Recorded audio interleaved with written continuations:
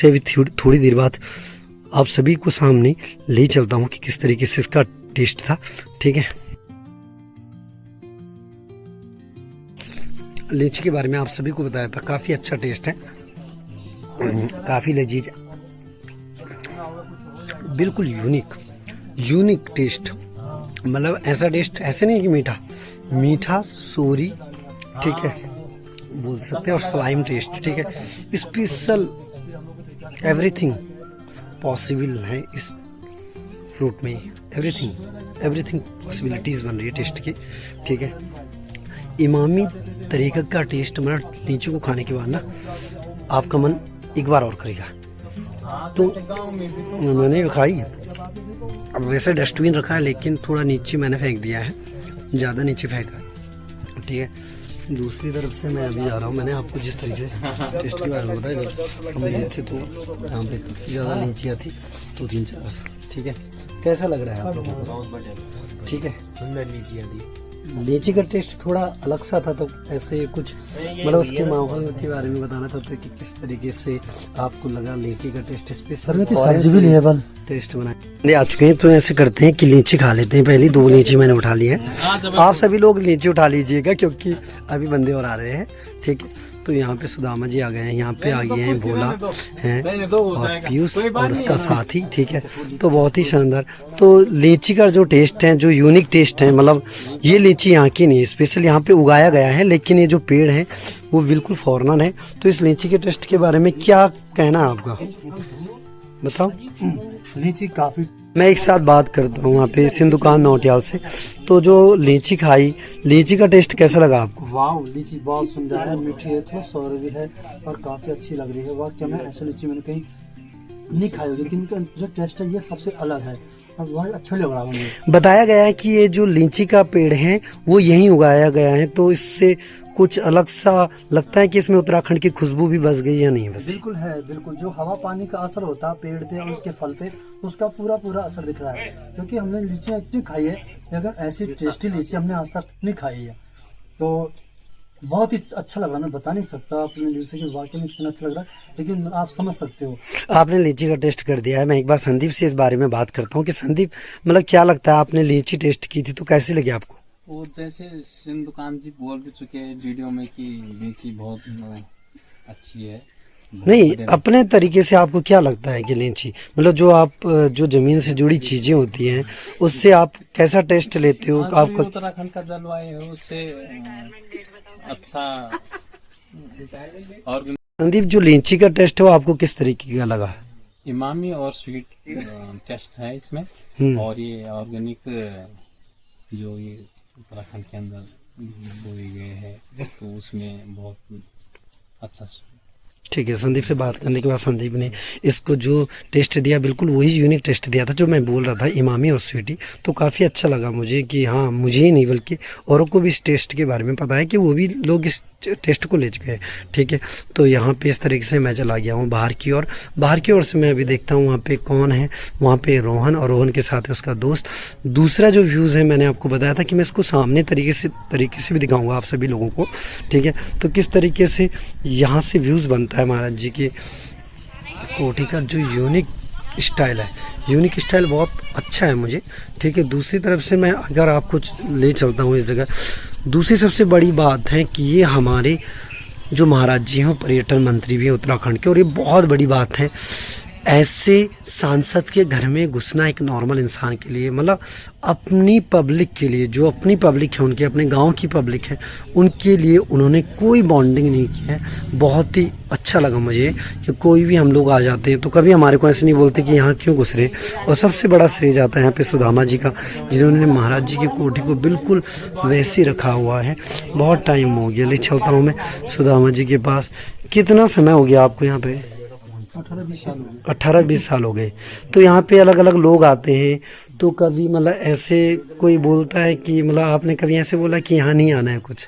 ऐसे तो कभी नहीं। हाँ, यही बात बोले थे कि सुदामा जी ने आज तक ना इस जगह में किसी भी आदमी को ऐसे नहीं बोला कि आप यहाँ नहीं आ सकते हो।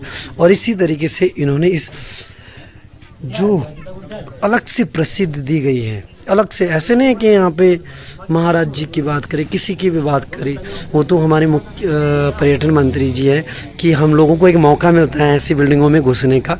हमारे पास ये अथॉरिटी नहीं होती है, लेकिन जिस तरीके से उनका अपने गांव के प्यार प्रेम है उसकी और देखते हुए, और सुदामा जी का जो एक अलग चरित्र दे रखा उन्होंने इस लोकेशन पे, वो बहुत ही शानदार है, बहुत ही गजब है। आने वाले समय में भी कई लोग सुदामा जी को भी जानते हैं इस यूनिक जगह से।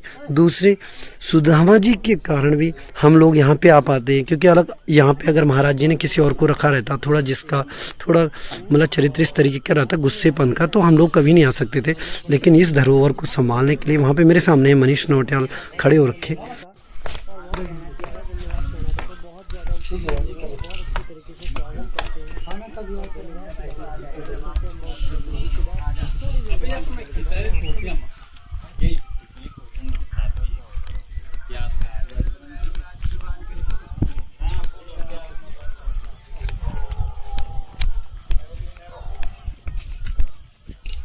भी आपको महाराज जी के बारे में बताया, महाराज जी के उस लोकेशन के बारे में बताया है जहां मैं आप सभी लोगों के सामने था। मेरे साथ हैं भोला छोटा भाई, ठीक है, इस शिवांक नौटियाल। इस समय ये प्रेसिडेंट हैं हमारे।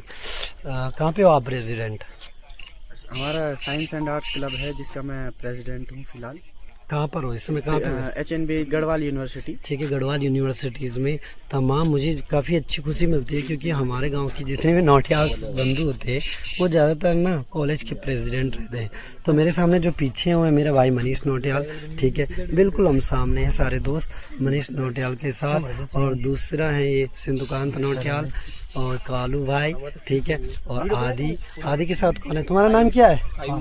आयुष, ठीक है, आयुष है।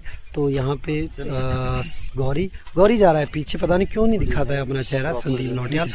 और दोस्तों ये सिंधुकांत नौटियाल, और हम लोग एक बार फिर यहाँ से जाते हैं महाराज जी के घर से। थैंक यू आप सभी लोगों को, बाय। चैनल को सब्सक्राइब। तो अब हम चलते हैं महाराज जी के घर से, जा चुके हैं। और ये पीछे जो मेरे बैक साइड में दिख रहा है ये है महाराज जी की कोठी।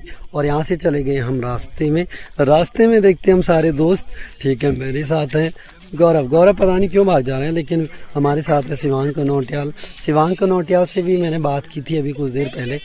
शिवांक, इस समय हम जो वीडियो क्लिपिंग कर रहे हैं उसके बारे में क्या है कि जो ब्लॉगिंग हो रही है यहाँ पे, ठीक है, जो हम संस्कृति दिखा रहे हैं उससे क्या फ़र्क पड़ता है, यहाँ के जो लोग हैं वो क्या सोचते हैं महाराज जी के बारे में? सबसे पहले तो आप सभी साथियों को मेरा सादर प्रणाम। और जहाँ तक बात है कि यहाँ जो संस्कृति की अभी आपने बात की है, तो व्लॉगिंग का संस्कृति के साथ जुड़ाव अगर आप पूछना चाहते हैं तो ये है कि जिस तरीके से आप व्लॉग करके ज़मीन से जुड़ी बातें लोगों तक अपनी पहुंचा सकते हैं, उससे पता चलता है कि हमारी एक्चुअल में जो संस्कृति क्या है वो क्या है। क्योंकि जो आज के टाइम पे हम देखते हैं कि जो छोटी छोटी रीलें हैं उनमें हमारी संस्कृति को दिखा दिया जाता है, लेकिन उनको कहीं ना कहीं भूला जा रहा है। वो संस्कृति उस प्रकार की है नहीं जिस प्रकार की वो दिखाई जाती हैं, या फिर जिस प्रकार से वो ज़्यादा दिखाई जाती है कि हाँ ये इतनी फेमस होनी चाहिए, या कहीं कहीं जो हमारी मूल संस्कृति है, जो हमारी ज़मीन से जुड़ी संस्कृति है, उसको गलत भी दर्शाया जाता है, जिसका कि बहुत ज़्यादा गलत इफेक्ट पड़ता है। क्योंकि वो आप जैसे जानते हैं कि जो नकारात्मक बातें होती है वो सकारात्मक बातों से ज़्यादा जल्दी फैल जाती है। कुछ चीज़ें ऐसी होती है, जैसे हम अभी गए हम अपने पर्यटन मंत्री जी के घर में, वहाँ से हमने ब्लॉगिंग की। कुछ लोग इसको राजनीतिक पहलू समझते हैं, लेकिन हम इसे ब्लॉगिंग करना चाहते हैं। कुछ लोग ऐसे होते हैं जो एंटागोनिस्ट क्वेरीज रखते हैं।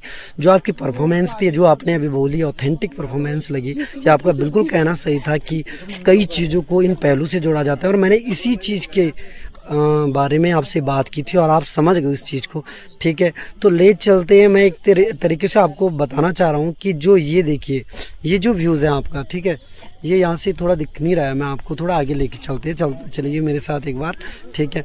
और ये देखिए जो ये व्यूज़ हैं, ठीक है, ये सामने जो व्यूज़ हैं और ये जो इधर का व्यूज़ है, ठीक है, ये हमारे गाँव का व्यूज़ है।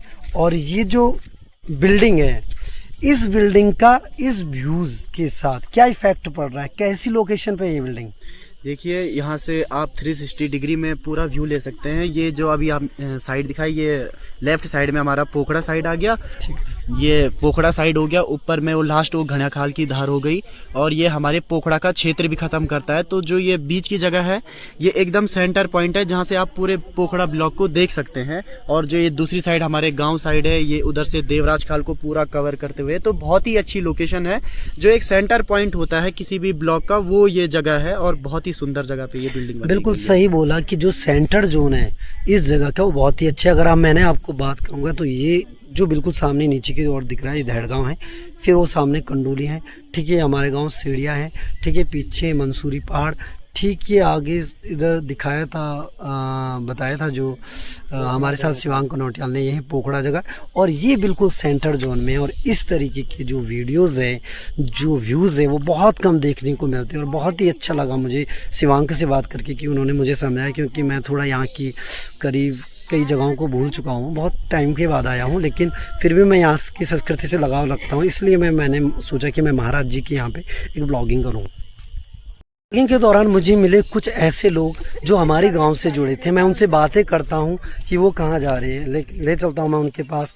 कहाँ जा रहे हो आप लोग? हम लोग महाराज जी के आश्रम में जा रहे हैं। तो महाराज जी के आश्रम में आप लोग जा रहे हो, कितना समय से आप लोग यहाँ पे, और रोज जाते हो या जब हर बार आते हो तभी जाते हम हो? तो जब हर बार आते हैं तभी जाते तो हैं। कैसा लगता है यहाँ का बहुत नेचर? अच्छा लगता है। यहाँ की जो व्यू है वहाँ स्पेशली उसे देखने के लिए सारे लोग आते हैं। तुम इस व्यू के बारे में कुछ बोलना चाहते हो कि किस तरीके का व्यू है यहाँ पे बना हुआ? बहुत शानदार। एक तो मकान, ये जो कोठी है ये बहुत अच्छी जगह पे है, ठीक है, और इसमें जो फूल और सजावट होती है वो बहुत अच्छी होती है। ये इतनी टाइम ठीक है, तो ये बहुत ही अच्छा लगा है जो इन्होंने बोला कि यहाँ पे जो सुदामा जी ने सजा रखा है, ठीक है, तो वो बहुत ही अच्छा लगा है।